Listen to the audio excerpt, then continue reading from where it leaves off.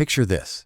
Millions of Christians worldwide, all sharing one faith yet split into thousands of different denominations.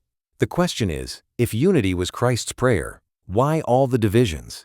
And that's not just a rhetorical puzzle, it hits at the heart of what we'll unpack today. I'm TOKJI Sebastine Deshi, and together we'll explore how ecumenism emerged as Christianity's answer to its own fragmentation. You'll get a clear sense of what ecumenism actually means, why it matters, and how it shapes Christian relations worldwide. Plus, we'll discuss its biblical foundations and major ecumenical organizations. We'll also dive into the historical split points, see how ecumenical work unfolds in Nigeria, and end with practical moves toward dialogue in a religiously diverse society. So, grab your notes, let's get started. So, let's start at ground zero. What does ecumenism actually mean? The word itself comes from Greek roots like oikos for house and oikomene for the inhabited world, right? Exactly. In the New Testament, oikumene described the whole earth or the Roman Empire. But over time, Christians gave it a theological spin, using it to mean the universal church across the world. And today, ecumenism is more than just a nice idea. It's a movement, a theology, even a kind of action plan for bringing divided Christian groups together. That's it. It's about fostering unity among Catholics, Protestants, Orthodox, and beyond. Not to force everyone into the same mold, but to create genuine relationships and partnership in faith and practice. That brings us to the biblical side. Why do Christians feel so compelled to pursue unity? Well, it all goes back to Jesus' prayer in John 17:20-3, where he prays that his followers may be one, so the world might believe. That's the go-to passage for ecumenical work.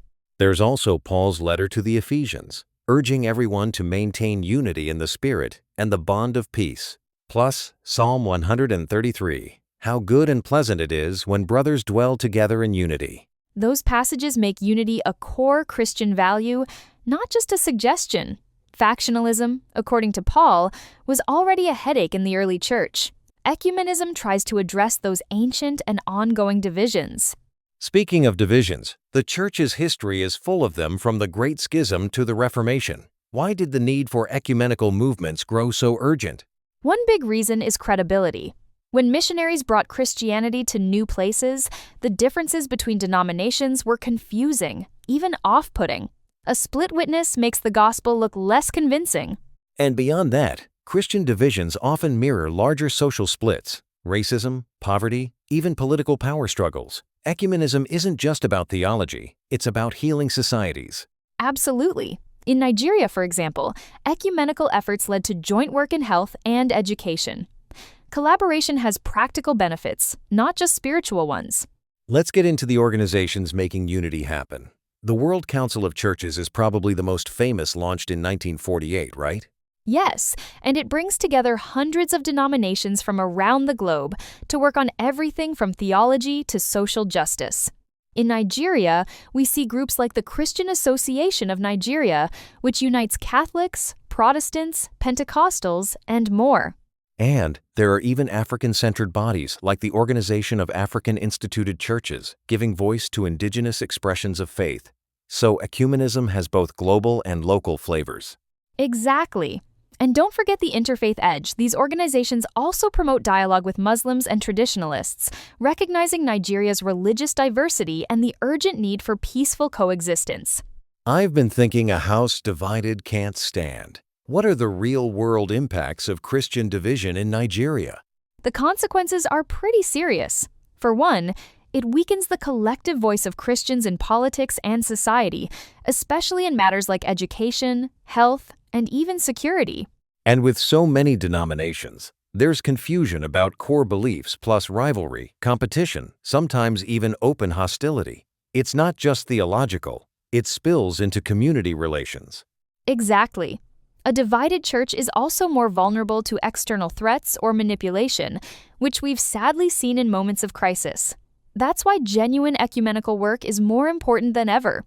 That actually reminds me, unity isn't just a Christian issue in Nigeria. With Muslims, traditionalists, and Christians living side by side, how does interfaith dialogue fit in? It's crucial. Groups like the Nigerian Interreligious Council and grassroots initiatives like the Interfaith Mediation Center have made real strides since the late 90s sets. They foster understanding and work to prevent violence. And it's not just high-level talks. Women's groups, educators, and leaders from all sides are building bridges. Recent efforts like the Interfaith Code of Conduct are huge steps for peace. Plus, dialogue with African traditionalists matters too. Many communities share cultural ties, and talking openly can reduce stereotypes and promote cooperation even in tense times.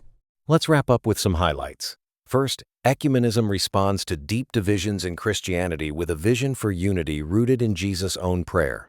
Second, ecumenical movements and organizations, both global and local, have made a real impact, from the World Council of Churches to Nigeria's own interdenominational bodies. And third, genuine unity strengthens not just Christian witness, but also social cohesion and peace, especially in religiously diverse settings like Nigeria. So here's a practical step. Start a respectful dialogue with someone from another denomination, or even another faith, this week. Real unity begins with real conversation.